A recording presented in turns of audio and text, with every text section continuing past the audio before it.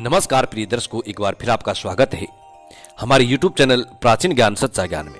प्रिय दर्शकों, आज की जो कहानी है, आज का जो प्रसंग है, बड़ा ही ज्ञानवर्धक है। ये एक तीतर का प्रसंग है। तीतर की 8 बातें कुछ ऐसी हैं। तीतर कहता है कि जो इंसान अपने जीवन में सुख समृद्धि पाना चाहता है, हमेशा सुखी जीवन जीना चाहता है, वो इंसान इन 8 बातों को अपने जीवन में हमेशा याद रखे और हो सके तो इन 8 बातों को अपनी औलाद को भी जरूर बता के जाएं। प्रिय दर्शकों, ऐसी 8 अनमोल बात तीतर बताता है और कहता है कि जो इंसान इन 8 बातों को अपने जीवन में उतार के रखता है, उसके जीवन में कभी भी किसी प्रकार का कोई संकट नहीं आ सकता और वो इंसान अपने जीवन में कभी धोखा नहीं खा सकता। प्रिय दर्शकों, तीतर की इन 8 बातों को हमेशा याद रखने वाला व्यक्ति कभी भी उसके जीवन में धोखा नहीं खा सकता। ये 8 बातें हम आपको एक कहानी के माध्यम से बताएंगे। प्रिय दर्शकों, इससे पहले जो लोग हमसे नए जुड़े हैं वो हमारे चैनल को सब्सक्राइब करें, बेल आइकन ऑन करें, अच्छे अच्छे कमेंट किया करें ताकि हर आने वाली वीडियो का नोटिफिकेशन सबसे पहले आपको मिले और आप उसका फायदा उठा सकें। प्रिय दर्शकों, वीडियो हमेशा पूरा देखा करें। जो लोग आधा अधूरा वीडियो देखकर छोड़ देते हैं, उन लोगों को आधी अधूरी जानकारी मिलती है और अधूरा ज्ञान हमेशा खतरनाक साबित होता है। इसलिए वीडियो को हो सके तो पूरा देखा करें। शुरू करते हैं प्रिय दर्शकों आज की ये प्यारी सी कहानी, ये प्यारा सा वीडियो। प्रिय दर्शकों, एक जंगल में एक तीतर रहता था और उस तीतर के 2 बच्चे थे। उस तीतर की पत्नी बड़ी भोली थी, बड़ी सीधी सादी थी। उसके मुख में कभी कोई बात नहीं रुकती थी। कोई भी बात वो सुनती तो हर किसी से कह देती थी। तो उसके जितने भी मित्र थे, जितने भी आड़ोसी पाड़ोसी थे, उन सभी को इस बात का अच्छी तरह मालूम था कि तीतर की घरवाली के मुख में कभी कोई बात नहीं रुकती है। इसलिए तीतर भी उसको बहुत कम बात बताया करता था। वो तीतर जंगल में जाता और शिकार करता और शिकार लाके अपने बच्चों का पालन करता। उसी जंगल में काफी और भी पक्षी रहा करते थे। उनकी पड़ोसी मित्र कौवा रहता था। एक कौवा उस तीतर का पड़ोसी मित्र था। वो कौवा हर बार उस तीतर से पूछा करता कि तीतर भाई, तुम कहां जाते हो? अच्छे अच्छे शिकार करके लाते हो और अपने बच्चों को अच्छा अच्छा भोजन खिलाते हो, ऐसा तुम क्या करते हो? मुझे भी बताइए। वो तीतर अपना कभी भेद नहीं खोलता था, लेकिन वो तीतर अपनी घरवाली से इस बात को कह देता था कि मैं इस तरीके से शिकार करता हूं और इस तरीके से शिकार करके लेके आता हूं। प्रिय दर्शकों, वो तीतर किसी को अपनी बात नहीं बताता था, लेकिन उसकी जो घरवाली थी वो बड़ी भोली थी, बड़ी सीधी थी। उसके मुख में कभी कोई बात नहीं रुकती थी। जब वो तीतर बात नहीं बताता था तो वो कौवा उस तीतर की घरवाली से इस बात को पूछता था कि तुम्हारा पति कहां जाता है और कैसे शिकार करके लाता है। प्रिय दर्शकों, वो तीतर अपनी घरवाली को खूब समझाता कि तुम किसी से कुछ मत कहा करो। यदि तुम ऐसे करती रही तो एक दिन ऐसा आएगा कि हमारे खाने के लाले पड़ जाएंगे, हमें भोजन मिलना बड़ा मुश्किल हो जाएगा। लेकिन उस तीतर की पत्नी बड़ी भोली थी। वो कुछ देर उस बात को याद रखती, लेकिन कुछ देर बाद में जो उनके पति वो तीतर अपनी पत्नी से कहता, उस बात को भूल जाती। इसी बात को लेकर वो तीतर बड़ा दुखी रहता था, क्योंकि तीतर हर रोज नई जगह खोजने की कोशिश करता, हर रोज नई जगह खोजकर अपना भोजन तलाश करता। लेकिन जब शाम को आकर के अपनी पत्नी को बताता, तब पत्नी दूसरे दिन उस कौवा को बता देती। कौवा अक्सर इसी फिराक में रहता था। कौवा अक्सर उस तीतर की पत्नी से इस बात को अक्सर पूछा करता था कि तुम्हारा पति कहां जाता है, और इतना टाइम भी नहीं लगाता और फट से जाता है और फट से भोजन लेके आ जाता है। और कौवा कहता है कि हम दिन भर भटकते रहते हैं, लेकिन हमें कहीं भोजन नहीं मिलता, और तुम्हारा पति ऐसा क्या करता है जो फट से जाता है और फट से भोजन ले आता है। कौवे की इस बात को सुनकर उस तीतर की पत्नी वो सारी बातें बता देती हैं जो तीतर उनसे कहता है, क्योंकि तीतर रोज जाता और रोज नई जगह खोज करके भोजन लेके आता। और आते ही उसकी पत्नी पूछती कि आज कहां से लेके आए हो। वो तीतर अपनी पत्नी को बताता कि मैं फला जगह से भोजन लेके आया हूं। दूसरे रोज जब कौवा उस तीतर की पत्नी से पूछता तो वो तीतर की पत्नी उस कौवे को बता दिया करती। फिर कौवा वहां से चलता और उस तीतर वाली जगह पर अपना अधिकार बना लेता। तीतर को वहां आसपास भी नहीं भटकने देता। प्रिय दर्शकों, इसी परेशानी को लेकर और तीतर बड़ा दुखी होता था, क्योंकि जिस जगह को तीतर खोजकर अपना भोजन का प्रबंध करता था और उस जगह पे जाकर कौवा अपना अधिकार बना लेता था।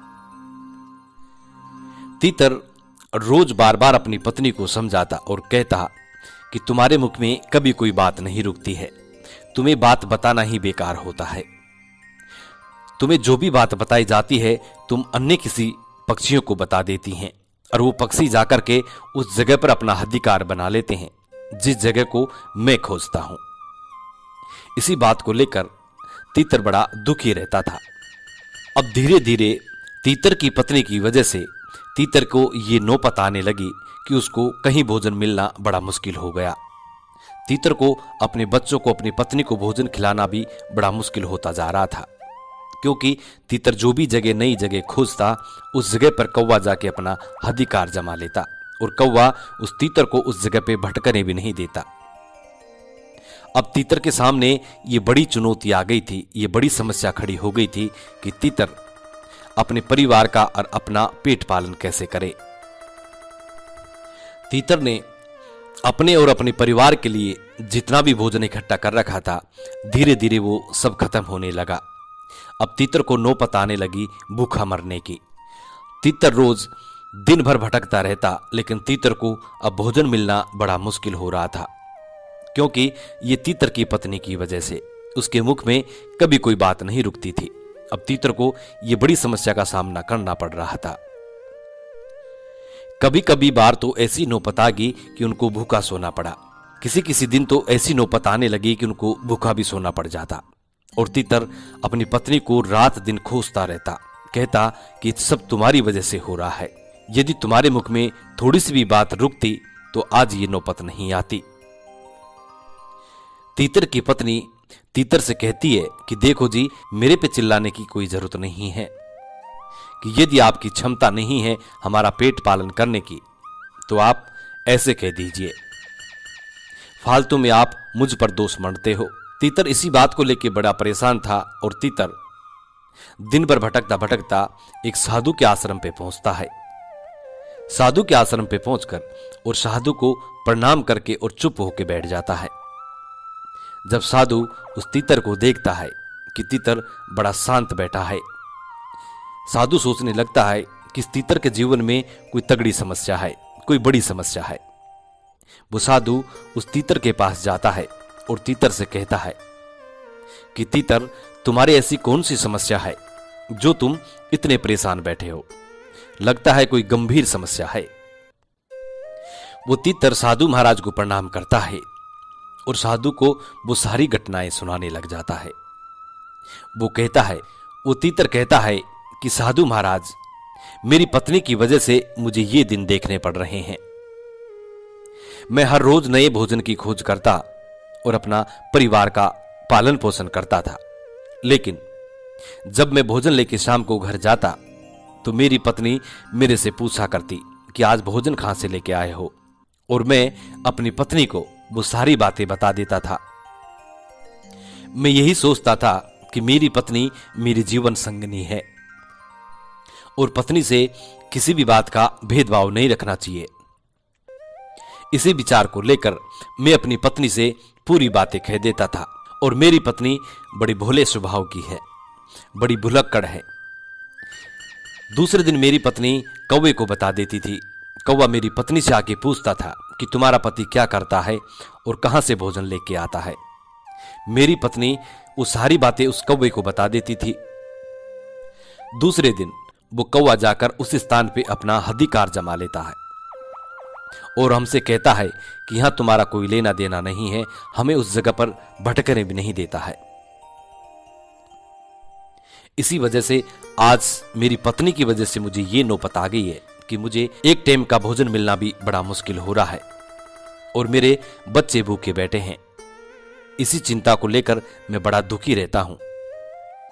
प्रिय दर्शकों, वो साधु महाराज तीतर से कहते हैं कि ये तुम्हारी मूर्खता है।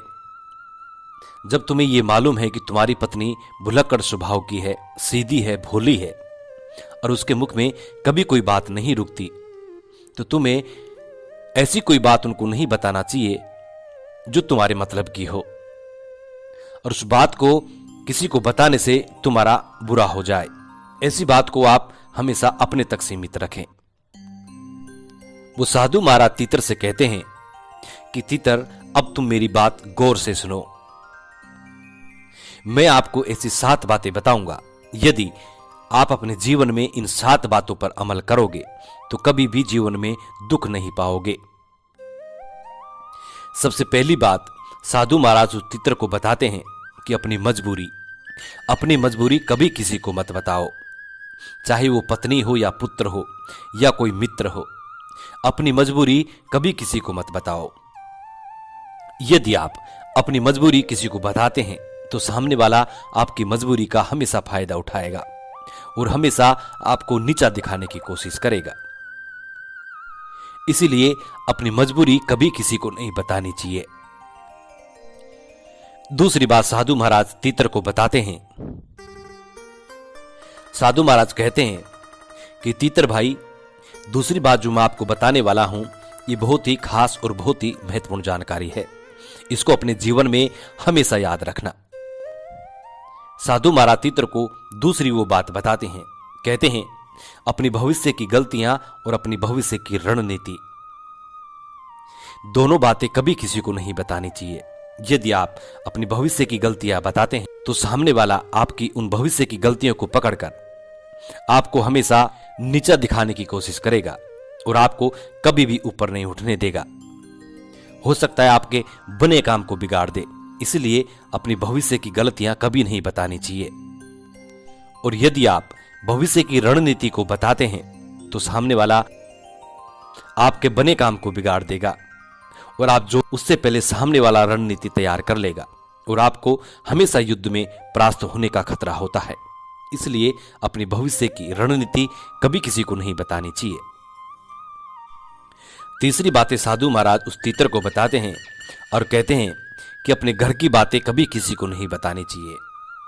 आपके घर में जो भी बातें होती हैं, पति पत्नी में होती हैं, पिता पुत्र में होती हैं, अपने घर की जो भी बातें हैं कभी किसी को नहीं बतानी चाहिए। यदि आप अपने घर की बातें सामने वाले को बताते हैं तो आप अपनी समाज में मान प्रतिष्ठा को खो बैठेंगे। कभी भी आप अपनी समाज में ऊंचा उठकर नहीं बोल सकते। सामने वाला आपकी घर की बातों को सुनकर और वो मौके का फायदा उठाएगा। इसलिए अपने घर की बातें कभी किसी को भूलकर भी नहीं बताना चाहिए। चौथी बात साधु महाराज तीतर को बताते हैं। वो कहते हैं कि अपनी कमाई का जरिया कभी किसी को नहीं बताना चाहिए कि आप कहां से कमाई कर रहे हैं, कहां से भोजन इकट्ठा करते हैं। यदि आप अपनी कमाई का जरिया सामने वाले को बताते हैं तो हो सकता है आपकी कमाई का जरिया खत्म हो जाए और सामने वाला तुम्हारी कमाई पे जाके वो अपना अधिकार जमा ले। जिस तरीके से उस तीतर के साथ हो रहा है कि तीतर रोज नई जगह खोजता है और उस जगह पे जाके कौवा अपना अधिकार जमा लेता है। इसी तरीके से यदि आप अपनी कमाई का जरिया सामने वाले को बताते हैं तो हो सकता है सामने वाला आपकी कमाई के जरिए पे जाके अपना अधिकार जमा ले और आपकी कमाई का जरिया ही खत्म हो जाए। इसीलिए अपनी कमाई का जरिया कभी किसी को नहीं बताना चाहिए। आप क्या करते हैं, क्या नहीं करते हैं, कभी किसी को नहीं बताना चाहिए। पांचवी बात साधु महाराज तीतर को समझाते हैं और कहते हैं कि अपनी कमजोरी और अपनी ताकत ये भी किसी को नहीं बतानी चाहिए। यदि आप अपनी कमजोरी बताते हैं तो सामने वाला आपकी कमजोरी का फायदा उठाएगा और यदि आप अपनी ताकत बताते हैं तो सामने वाला आपकी ताकत को तोड़ सकता है, आपकी ताकत को खत्म कर सकता है। इसीलिए अपनी कमजोरी और अपनी ताकत भी किसी को नहीं बतानी चाहिए। कितना भी घनिष्ठ कितना भी घनिष्ठ मित्र हो, कैसा भी हो, लेकिन अपनी कमजोरी और अपनी ताकत कभी भी किसी को नहीं बतानी चाहिए। छठी बात, साधु महाराज उस तीतर को कहते हैं कि कभी भी जीवन में अपने मित्र और अपने शत्रु को किसी को नहीं बताना चाहिए। यदि आप अपने मित्र को किसी को बताते हैं कि फला आदमी मेरा मित्र है, तो हो सकता है भविष्य में सामने वाला आपकी मित्रता ही खत्म कर दे और आपके मित्र को आपका ही शत्रु बना दे। इसलिए अपने मित्र के बारे में कभी किसी को ना बताएं। और यदि आप अपने शत्रु के बारे में किसी को बताते हैं, तो हो सकता है सामने वाला आपके शत्रु से जा मिले और आपके शत्रु का बल और भी अधिक दुगना हो जाए। इससे आपको बहुत ही अधिक खतरा होता है।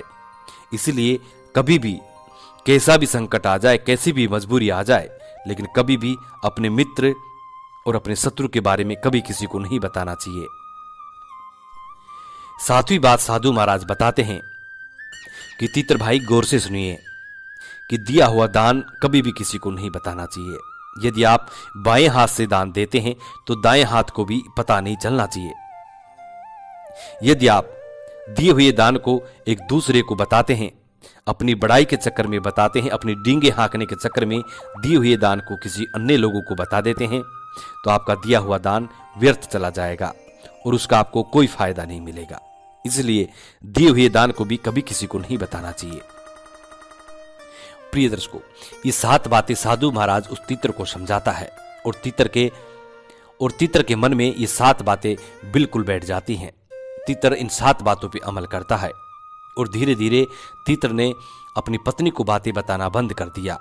उसके बाद तीतर का जीवन पहले जैसे सुखमयी हो गया और तीतर अपना जीवन सुखी से व्यतीत करने लगा। प्रिय दर्शकों, हम उम्मीद करते हैं कि ये कहानी आपको जरूर पसंद आई होगी और इस कहानी से आप जरूर प्रेरणा लेंगे। आप कभी भी इन 7 बातों को कभी किसी को नहीं बताएंगे। हम उम्मीद करते हैं कि आपका जीवन सुखमयी होगा। मिलते हैं प्रिय दर्शकों नेक्स्ट वीडियो में। तब तक अपना ख्याल रखें। जी नमस्कार, धन्यवाद।